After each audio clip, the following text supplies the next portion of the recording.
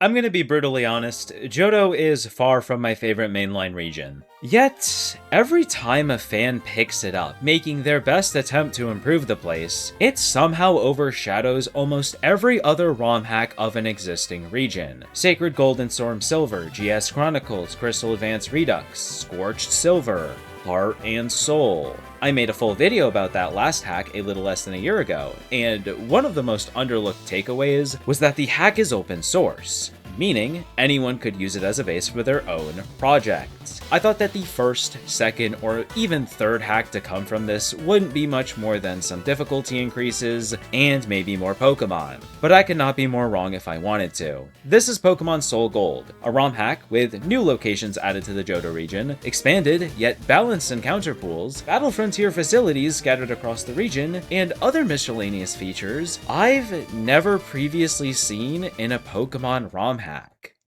Unlike Heart and Soul, this hack doesn't immediately grace you with dozens of gameplay customization switches. Not that I think more or less of either hack because of that, it's just something I thought I'd preface to keep your expectations grounded. To give you an idea of what perspective I'll be speaking from though, I played with hard level caps, wild level scaling, and normal difficulty. For the most part, the first 3 gym stretch of the game is fairly similar to that of base Johto, but not identical. You get 9 starter options, each of whom can Mega Evolve. The other gender rival will now battle you each time they normally greet you in the main story. The normal rival is still the same, yet his battles are a bit more challenging. As a matter of fact, even in the normal mode, every important battle has received somewhat of a change. I don't think the goal was to make every battle significantly harder, they just had more variety than the admittedly pathetic teams of canon Johto bosses. And also like Heart and Soul, you get the toggleable EXP all right before you arrive in Violet City. From here though, the game continues as normal for the next few hours. It's after defeating Whitney when the hack really starts to open up the Expanded Johto I originally lured you into this video with. On your way to Ekrutik, you can actually access the first Battle Frontier facility, the Battle Factory. If you don't know what this is, basically you rent 3 Pokemon and battle 1 NPC trainer at a time.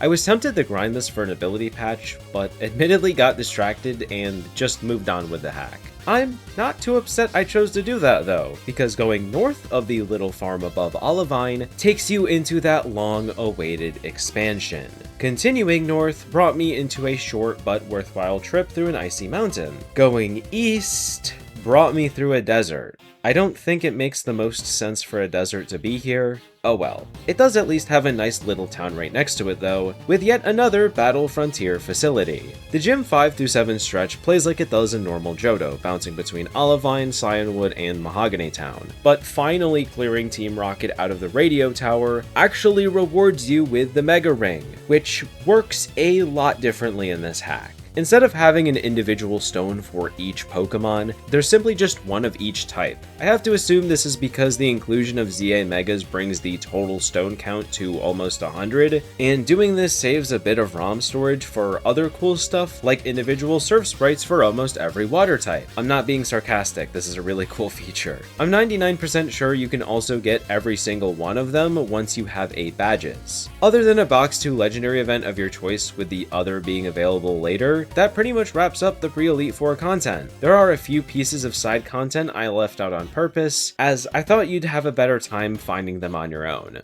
The post-game isn't something I usually dive super deep into in my reviews, unless of course it's a big one, and Johto's well known for having a really big post-game. But there's a catch. Unfortunately, Kanto has been wiped off the face of the earth. Not really, you just can't go there. Now you might be thinking, oh no, that's not good. How am I supposed to enjoy a Johto post-game if I can't leave and go somewhere else? If you open up your summary screen at any point in the game to, look at your Pokemon, you'll probably notice this page teasing 2 to 3 other abilities you can unlock at later levels. And then if you're like me, you'll forget about them until the main story is over. These aren't actually abilities you can select from, however. Like the hit ROM hack Elite Redux, Psyducks, you can have all of them active at once if the minimum level requirement has been reached. If you're wondering why the system is locked to the post-game, or I guess the really late levels, the creator states it's meant to act as a sort of post-game progression, since most Pokemon stop learning new moves at around level 60, which I think makes a lot of sense. Also, because this hack doesn't really buff Pokemon in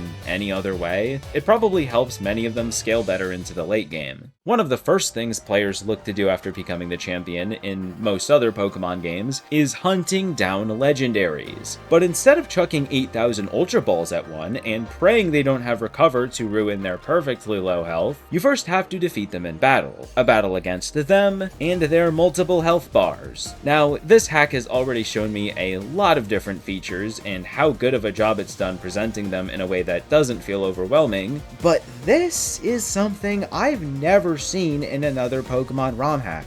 If you're someone who still longs for the traditional method of capturing legendaries, fortunately for you, there are still a couple that don't operate this way. Now, other than catching about 4 dozen available legendaries, the main Johto region postgame has a few big pieces of physical content. By physical content, I basically mean like new areas of significant size you can travel through. The postgame still has a number of other cool features I didn't mention to avoid making this segment feel like a grocery list. Mount Silver is still in the game, although I think it would be a little rude of me to spoil exactly what lies at the top. The desert I mentioned earlier has an eastern half that wraps back around to Mahogany Town, and those are just 2 of many examples the postgame has to offer that I again feel would be a little rude to show off the entirety of. The important detail I feel the need to share is that all of the NPC trainers on the postgame only routes are significantly more difficult than the ones you've previously fought. From my own experience, I actually don't suggest going right into these places immediately after you defeat the league. Take some time to catch a few legendary Pokemon, or even rematch the gym leaders, and then begin your journey down these treacherous roads. This game has a lot of QOL, which I don't think is much of a surprise. Most existing region hacks on this scale I feel either take one of 2 routes for QOL. Either they barely give you any to preserve a quote-unquote vanilla experience, or they just give you everything for free. What was a surprise is that I think Soulgold doesn't entirely fall into the latter, because it's nowhere close to the former, but I also didn't feel like the hack nullified all forms of grinding. After defeating the first gym leader, you get access to a brand new item, the Candy Jar. This item collects an extra portion of EXP after every battle. I don't know how the math works exactly. What's important is that this EXP can be converted to EXP candies.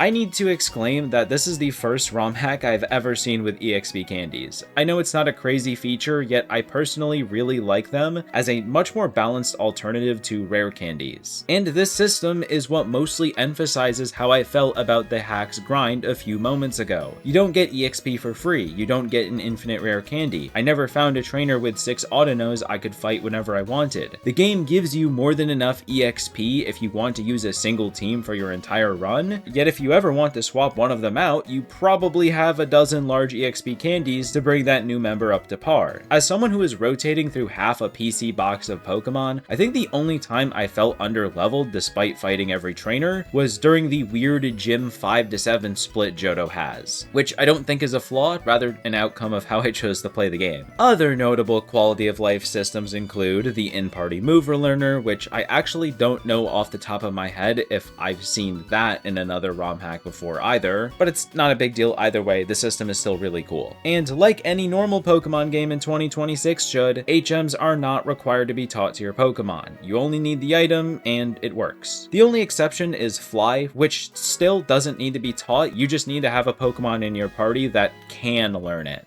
You might be thinking, even though this game has a lot of QOL, a lot of legendaries to capture, a lot of Pokemon, and a lot of new locations in Johto, it doesn't make up for the lack of a second region. And while I personally disagree with that opinion, there is actually something below the map. But I need to stress that I can't actually confirm if this is a sneak peek of a second half of the region, or just extra content the developer couldn't fit onto the main map. So with the chance that this isn't an 100% completed experience yet, let me explain why I still think it's worth playing. First, I think what's in the game right now provides a conclusive experience on par with most single region ROM hacks. Like, I think the expanded Johto content was personally more enjoyable than the often quantity over quality Kanto postgame. More importantly though, your save file will work with future versions of the hack. I don't know why so many people assume that they can't do that with a lot of fan projects, when untransferable save files haven't been the norm for almost a decade. I really think that if this hack interests you, you can easily pick it up right now and have a full team ready for when or if the presumably large Southern Johto is released. Personally, to me, it feels more like DLC content than a missing half of the postgame. Soulgold was astonishingly good for an existing region hack. I felt like my mind was being blown every few hours by all the new features, or even those I've seen in other hacks that were balanced really well. Now, do I think it's the best Johto ROM hack? Not quite, or at least not yet, but I think it fills a spot in the long list of Johto hacks that hadn't existed previously. It kept me consistently entertained with both the combat and exploratory gameplay loops, even though I've played through the region dozens of times before.